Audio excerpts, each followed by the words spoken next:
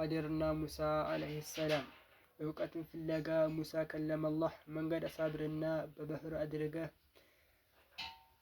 አንድ ባሪያችን እዚያው ታገኛለህ። ዕልምና ረሕመትን ሰጥተነዋል ለሱ፣ ሰብርም እንዳለህ አንተም ተማር ከሱ። ከመገናኛው ላይ ከቦታው ሲደርሱ መንገድ መሪያቸውን አሳውን ረሱ። ትንሽ አረፍ ብሉ ምግብ ቀማምሱ። ሰይጣን ያስረሳውን ሁሉን አስታወሱ። አስደናቂ መንገድ በባህሩ ውስጥ ባህሩ ተቀዶ ሙሳን ሳያሰምጥ ኸድርን አገኙት ከተባለው ቦታ። ያመሰገነ የአላህን ስጦታ ልከተልህ አለው ሙሳ ኸድርን። ታስተምረኝ እንደሁ የተማርከው ነው፣ መታገስ አትችልም በጭራሽ እኔን ብሎ መለሰለት ኸድር ሙሳን። ኢንሻአላህ ላንተ ታጋሽ እሆናለሁ፣ ትዕዛዝህን ላልጥስ ቃሌን ሰጥቻለሁ። ኸድርም ብሎ አለው ና ተከተለኝ፣ በምንም ነገር እንዳትጠይቀኝ፣ በምሰራው ስራ እንዳትከልፈኝ፣ እስክነግርህ ድረስ ትንሽ ታገሰኝ።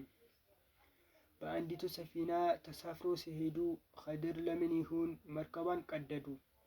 ሙሳም እንዲህ አሉ እየተናደዱ በእርግጥ ይህን ሰራህ ትልቅ ችግርን ታሰምጣቸው ነው ወይ ባለቤቶቿን? ኸድር አስታወሰው ሙሳን ያለውን፣ መታገስ አትችልም አላልኩህምን? በሰራሁት ነገር አንተ መተያዘኝ፣ ችግር በኔ ላይ ተው አታሸክመኝ። ትንሽ እንዲሄዱ ከመርከቡ ወርዶ አንድ ልጅ ሲያገኝ በሰይፍ ገደለው። እንዴት ትገድላለህ ንጹሕ ሕይወትን? መጥፎ ነገር ሰራህ አለው ኸድርን። ኸድር አስታወሰው ቀድሞ ያለውን፣ መታገስ አትችልም አላልኩህምን?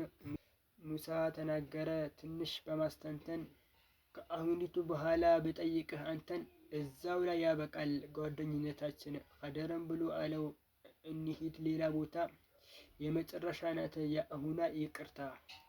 ወደ አንዲት ከተማ ሲደርሱ ራባቸው። ምግብ ስጡን ቢሉ እንሰጥም አሏቸው። ሊወድቅ የቀረበ ነበር ግድግዳቸው። ቀጥ አድርጎ አቆሙት ኸድር በኃይላቸው። ሳይበሉ ሳይጠጡ ሄዱ ጥሏቸው። አላስችም ሲለው ሙሳም ተናገረ የልፋትን ዋጋ ትቀበል ነበረ። ኸድርም ብሎ አለው በቃ ተለያየን፣ ፍቺውንም ልንገርህ ያልታገስክበትን። ያች ሰፊናማ የምስኪኖች ናት፣ ላነውራት ብዬ መርከቧን ቀደድኳት። ከዘራፊው ንጉሥ ከሌባም ላድናት። ከኋላቸው ነበር ስግብግብ ንጉሥ፣ ያገኘውን መርከብ የሚያግበሰብስ። ፍቺውን እንደዚህ ነው የመርከቢቱማ፣ ጥሏት ሊሄድ ነው ልጁን ሲቀማ።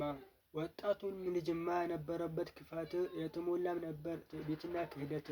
አማኝ ወላጆቹን ዘሮችን ለማጽዳት እንዳያከፍራቸው መሞት ነበረበት። ግድግዳውንማ ያቆምነው መልሰን ለመርዳት ብለን ነው የቲም ወጣቶችን። መልካም ሰው ነበር የሞተ አባታቸው፣ የተቀበረ ድልብ ያስቀመጠላቸው። እነዚህ የቲሞች ሊያወጡ ይህን ሀብት ግድግዳው ፈርሶ መቆም ነበረበት። በአላህ ፍቃድ እንጂ መች እኔ የሰራሁት። ያልታገስክበት ነገርኩህ ፍቺውን፣ ፈጽሞ እንዳትረሳ ያስተማርኩህን። ብዙ እንማር ነበር ሙሳ ቢታገስ ብሎ ነግሮናል ነቢይ በሐዲስ። ሰላም በሙሳ ላይ በኸድር ይውረድ ብሎ ነግሮናል ነቢይ በሐዲስ። ሰላም በሙሳ ላይ በኸድርም ይውረድ፣ በሙሐመድ በአሕመድ በረሱላችንም በአሕመድ በሙሐመድ